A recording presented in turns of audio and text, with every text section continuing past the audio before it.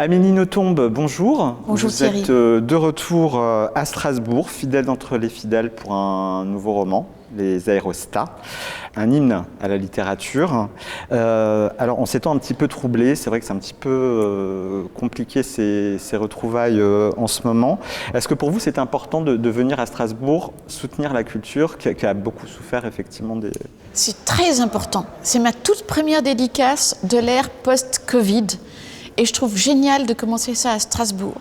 C'est très bien de montrer aux gens que la vie continue, que la culture est plus nécessaire que jamais en ces temps de Covid, et singulièrement la lecture. Moi, une chose qui a fait que j'ai supporté le confinement, c'est que j'ai lu comme une malade. Beaucoup de gens ont lu d'ailleurs, beaucoup de gens se sont mis à la lecture effectivement avec le confinement. Eh bien, s'ils ont pu attraper la lecture à ce moment-là, c'est vraiment formidable. Alors, les Aérostats racontent la rencontre entre Ange, une étudiante en philologie de 19 ans, et Pi, un jeune homme de 16 ans, assez ombrageux, qui se pense dyslexique et ne s'intéresse pas le moins du monde au livre. Et quand on voit le personnage d'Ange, évidemment, on pense à vous. C'est un peu vous, Ange.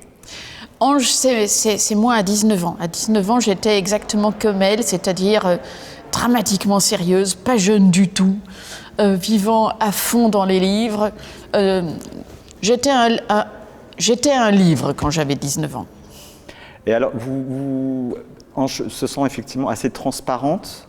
Elle a l'impression de pas vraiment exister. Vous étiez comme ça? J'étais exactement comme ça. Vous étiez peu populaire? J'étais extrêmement impopulaire. Personne ne m'adressait la parole. Donc, longtemps, je me suis crue complètement transparente, jusqu'au jour où, ayant pris la parole au cours dans l'amphi à l'université, je me suis fait tout simplement insulter par tout le monde. Donc là, je me suis rendu compte qu'en fait, je n'étais pas transparente. J'étais simplement l'objet de l'exécration de toute la classe. Ben, le pire, c'est l'indifférence, finalement. Oui, mais alors c'était moche parce que c'était tous les problèmes de l'indifférence sans aucun désavantage, à savoir, donc c'était quand même très très pénible. C'était un petit peu difficile. Alors, pour la première fois, ce livre se passe à Bruxelles, autre capitale européenne. Pourquoi Bruxelles et pourquoi aujourd'hui sur ce livre-là? Alors, Bruxelles jouait déjà un rôle important dans Antéchrista, un de mes précédents romans. C'est vrai que là, le livre se passe intégralement à Bruxelles, tout simplement parce que quand j'avais 19 ans, j'étais à Bruxelles. Et que c'est une ville dont on vante beaucoup la chaleur humaine. Est-ce que c'est exagéré? Je trouve que c'est exagéré parce que quand j'y suis arrivée à l'âge de 17 ans, je n'ai absolument pas trouvé que cette ville était chaleureuse. J'ai trouvé au contraire que cette ville était très froide et très hostile. La Belgique est chaleureuse. Mais Bruxelles ne l'est pas exactement. C'était pour vous aussi le besoin de revenir aux sources? Oui, mais c'était parfait aussi que ça se situe là, parce que ce que le jeune Pi, qui vient de nulle part, parce que ses parents sont suisses, mais il est né aux îles Caïmans, il n'a jamais vécu qu'aux îles Caïmans, finalement c'est un de ces jeunes hommes sans patrie comme on peut en rencontrer aujourd'hui.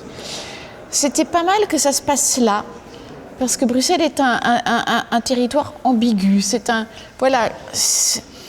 de ces lieux où il est possible de formidablement s'amuser, comme il est possible d'y être formidablement à l'écart de tout. Et ce confinement, alors alors on sait vous avez beaucoup lu. Comment est-ce que vous l'avez vécu? On sait que pour certains auteurs ça a été compliqué. Il y a des livres qui se sont retrouvés à l'arrêt. Alors pour ce qui est de la lecture et de l'écriture, il n'y avait aucun problème. Mais ce qui a fait que pour moi le confinement restera un moment maudit, c'est que mon père est mort le premier jour du confinement et qu'à cause du confinement, j'étais à Paris, je n'ai pas pu me rendre à ses funérailles. Donc pour toutes ces raisons, le confinement m'a paru une abomination. Et maintenant la vie reprend comme on peut? Comme on peut. Cet été, j'ai enfin pu me rendre sur la tombe de mon père. Ça a été des retrouvailles, j'ose le dire, des retrouvailles. Et j'ai pleuré tout ce qu'il fallait pleurer, moyennant quoi je trouve maintenant que la vie peut continuer. Et la vie ne peut pas continuer sans culture, et c'est pour ça que vous êtes là aujourd'hui, Amélie. Je vous remercie beaucoup. Merci infiniment, Thierry.